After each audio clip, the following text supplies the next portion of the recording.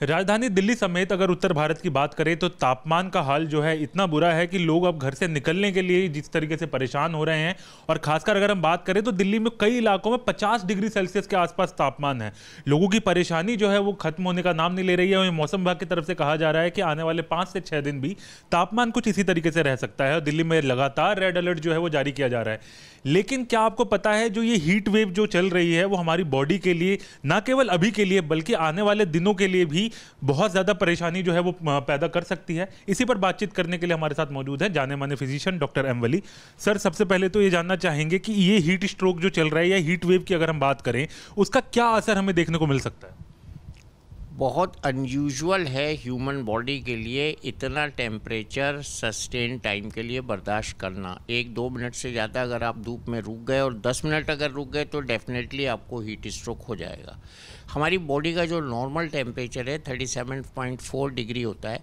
Cold temperature जो है इससे 1.1 डिग्री ज़्यादा होता है। लेकिन अगर हम इससे कम टेम्परेचर पर रहते हैं तो बॉडी अच्छे से काम करती है, बॉडी के सेल्स अच्छे से काम करते हैं। बच्चों में और बूढ़ों में डिहाइड्रेशन का रिस्क बहुत ज़्यादा होता है क्योंकि बच्चों की बॉडी 70% और बूढ़ों की बॉडी 65%, 60% पानी से भरी होती है, यानी सेल्स में इतना पानी होता है। तो अगर हम प्रोलॉन्ग्ड एक्सपोजर कर देते हैं तो कोल्ड टेम्परेचर बढ़ना शुरू हो जाता है। मैं आपको एक छोटी सी बात बता दूं, हीट स्ट्रोक क्यों होता है। जब हमारा बॉडी का एयर कंडीशनिंग सिस्टम ख़राब हो जाता है, यानी जब गर्मी लगती है तो पसीना आता है, पसीने से ठंडक उत्पन्न होती है और बॉडी का टेम्परेचर कोशिश करती है मेंटेन करे। लेकिन जब पसीना आना ही कम हो जाए, पसीना ना आए, किसी को डायबिटीज़ की वजह से गर्मी का बॉडी सेंस ना करे तो पसीना ना आए, तो ऐसी कंडीशन में बॉडी के अंदर हीट एक्यूमुलेट हो जाती है और बॉडी हीटअप हो जाती है।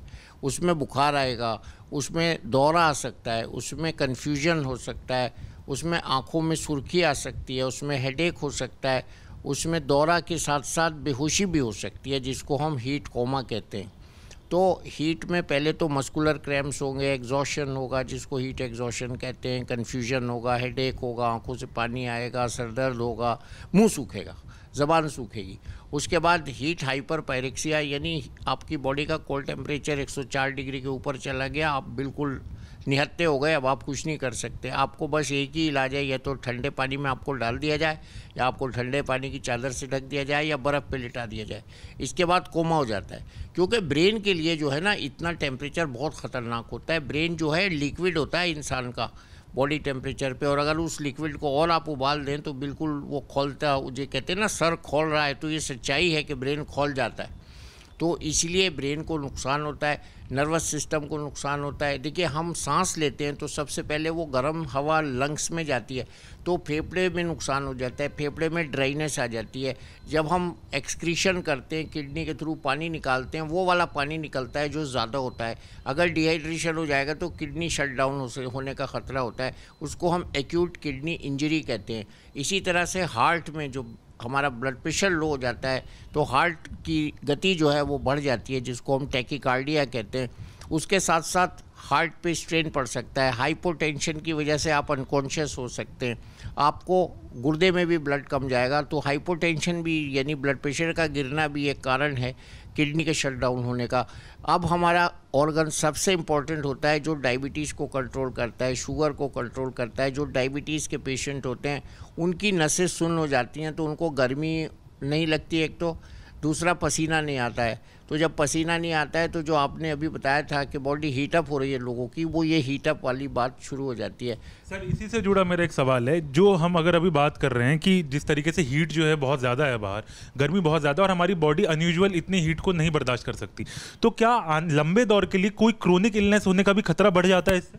बिल्कुल, मैंने बताया ना, गुर्दे पे असर होगा, फेफड़ों पे असर होगा, हार्ट पे असर होगा, ब्लड प्रेशर पे असर होगा, दिमाग पे असर होगा, लीवर पे भी असर हो सकता है। जीआईटी में लोगों को डायरिया, छोटे बच्चों को क्या होता है, लू लग गई साहब, डायरिया हो रहा है, दस्त आ रहे हैं, ये लू का सिम्टम है। तो पूरा का पूरा हमारा पूरा शरीर प्रभावित होता है। ऐसे नहीं है कि एक ही ऑर्गन प्रभावित होता है, आँखों से लेके, सर से लेके, ब्रेन से लेके, kidney, lungs, heart, liver, brain, सब चीज़ प्रभावित होती है। और ये होलिस्टिक इफेक्ट होता है हीट का, जो पूरी बॉडी को उबाल के रख देता है और ये अनयूजुअल टेम्परेचर्स हैं, बिल्कुल अनयूजुअल हैं। जो लोग पहाड़ पे रह रहे हैं, श्रीनगर में रह रहे हैं, वहाँ त्राहिमाम मचा हुआ है, उन्होंने तो कभी ऐसी गर्मी देखी नहीं। मैं तो 20 साल पहले गया था, लंदन में पंखे लगने शुरू हुए थे, तभी से मैं लोगों से कहना शुरू कर दिया था ग्लोबल वार्मिंग से समझदार हो जाइए, खबरदार हो जाइए। तो आज उसका अंतिम रूप भी देखने को मिल रहा है और मैं सोच रहा हूँ अगले साल इससे भी ज़्यादा गर्मी होगी। सर, अगर हम बात करें कि क्रोनिक इलनेस यानी कि जो लोग भी प्री डायबिटिक है उनको डायबिटिक होने का खतरा हो सकता है, जो प्री हाइपरटेंशन में हैं उनको भी हाइपरटेंशन होने का खतरा हो सकता है, यार हार्ट अटैक की बात करें तो क्या हार्ट अटैक की संभावना भी बढ़ सकती है इससे? बिल्कुल हो रहे हैं, लोगों को सडन डेथ्स हो रही हैं। आप तो रोज़ तो देख रहे हैं सडन डेथ्स हो रही हैं। हीट में गए कोलैप्स कर गए, जिम में गए कोलैप्स कर गए, आपने गर्मी में ट्रेडमिल पे रन कर लिया, आपकी बॉडी में एफिशिएंसी नहीं है, आप अडेप्ट नहीं कर पा रहे, कोलैप्स कर गए। मैं तो कह रहा हूँ बच्चों से कि कोई दौड़ने भागने का काम ना करें, दौड़ने वाली एक्सरसाइज ना करें, जिम में ज़्यादा जाके, अगर जिम में आप 40 लोग हैं और एयर कंडीशनिंग भी है तो कितना काम करेगी एयर कंडीशनिंग?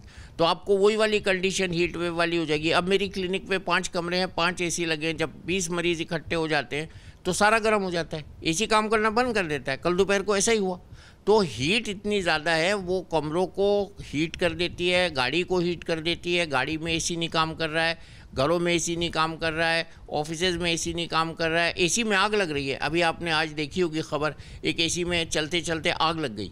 तो ये बहुत सी ऐसी चीज़ें हैं, अनहोनी हैं, जो गर्मी की वजह से हो रही हैं। WHO ने इसीलिए वार्निंग दी है कि घर से बाहर नहीं निकलिए। हमारे मंत्री जी ने भी कल कहा है कि गर्मी से बचिए, एक्सपोजर मत करिए, जहाँ तक हो सके गर्मी में मत निकलिए, कल ही कहा है। और स्कूल वाले बच्चों को, बूढ़ों को सबसे ज़्यादा रिस्क होता है और नवजात शिशुओं को सबसे ज़्यादा इसका इसलिए रिस्क होता है क्योंकि उनके content of the body water का बहुत ज़्यादा होता है। तो सर, इससे अभी फिलहाल अगर हम बात करें, जो टेम्परेचर है वो बहुत अनयूजुअल हो रहे हैं, 50 के आसपास टेम्परेचर दिल्ली में हो रहा है, तो ऐसे में क्या लोग घर में उपाय कर सकते हैं इस हीट से बचने के लिए? घर में तो हम करते थे, घर में तो पहले खस की टट्टी होती थी, अब एयर कंडीशनर होता है, एक को ठंडा करता है, 20 को गर्म कर रहा है। गाड़ी का एक एयर कंडीशनर 20 लोगों को गर्म कर रहा है, हवा में गर्मी छोड़ रहा है। हमने तो घरेलू उपाय थे, खस की टट्टी थी, चिक थी, साया था, पानी का छिड़काव था, पीने के लिए ठंडे पेय थे, खस का शरबत था, रूह अफ़ज़ा था, और ऐसे बहुत से पेय जो घर में बन सकते हैं। नींबू पानी है, छाछ है, और वो जो सत्तू होता है गर्मी के लिए, चने का सत्तू, आजकल बहुत डाइटिशियन भी चना सत्तू उसका नया नाम रख दिया सत्तू का, चना सत्तू पिलाने को कह रहे।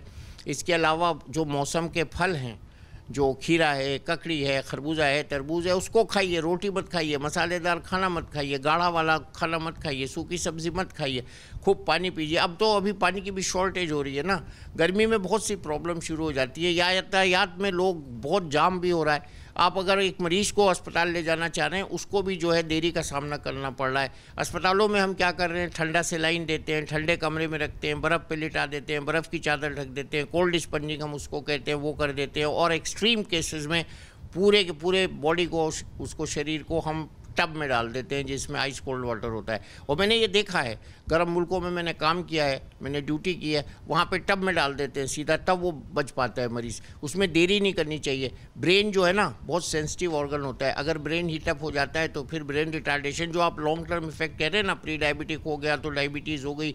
हीट इंजरी डिफाइंड बहुत ज़्यादा नहीं है क्योंकि ज़्यादातर रिसर्च ठंडे मुल्कों में होती है।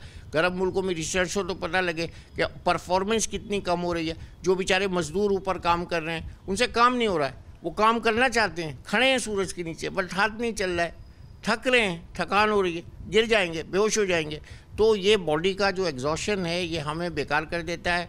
हमारी आँखों को, हमारी किडनी को, हमारे लंग्स को, हमारे हार्ट को इफ़ेक्ट करता है, किसी न किसी दर्जे में ये इफ़ेक्ट करता है। और इससे ओवरऑल जो बॉडी का परफॉर्मेंस है वो कम हो जाता है। आपने बिल्कुल सही कहा, और ये वार्निंग का समय है, और मैं ये सोच रहा हूँ कि 1-2 दिन में और भी गर्मी बढ़ जाएगी। आज थोड़ा सा बारिश की वजह से राहत हुई है, कल थोड़ी सी बारिश हुई थी, लेकिन कल की जो गर्मी थी और कल जो होने वाली गर्मी है उसका अंदाज़ा लगाना बहुत मुश्किल है। बहुत बहुत शुक्रिया सर बात करने के लिए।